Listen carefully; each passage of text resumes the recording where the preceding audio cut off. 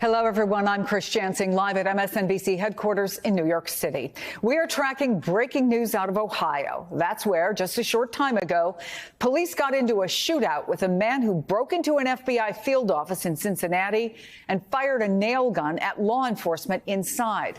I want to bring in NBC's justice and intelligence correspondent, Ken Delaney. And Ken, what more do we know? Chris, this happened around 9:15 a.m., according to the FBI. Two law enforcement sources briefed on the matter told NBC News that a man entered an FBI field office in Cincinnati, Ohio, and fired a nail gun at law enforcement personnel. The man then held up an AR-15 style rifle before fleeing in a vehicle, we were told, and then a pursuit occurred on Highway 71. The suspect then got out of the car, and there is a standoff. The FBI Cincinnati field office confirmed in a statement that an armed subject had attempted to breach their visitor screening facility. They said that they activated an alarm and then armed special agents responded, and that the subject fled northbound on Interstate 71. The Clinton County Emergency Management Agency said recently in a Facebook post that the suspect has not yet been taken into custody but is contained.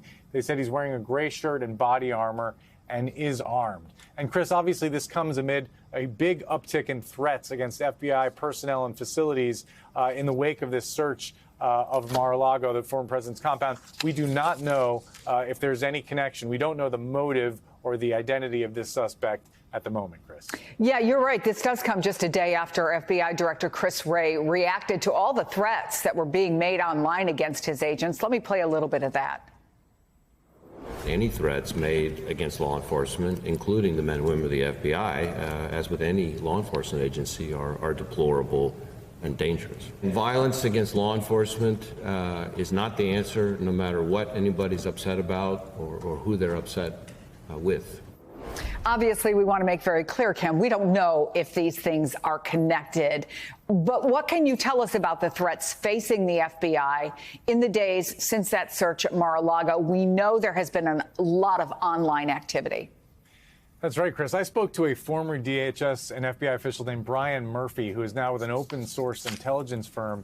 And his firm is tracking what he said was a huge increase in threats over the past few days, specific credible threats of violence against FBI personnel and FBI field offices. He said he had never seen anything like this in his career as an intelligence analyst. He said his company had passed this information on to the FBI.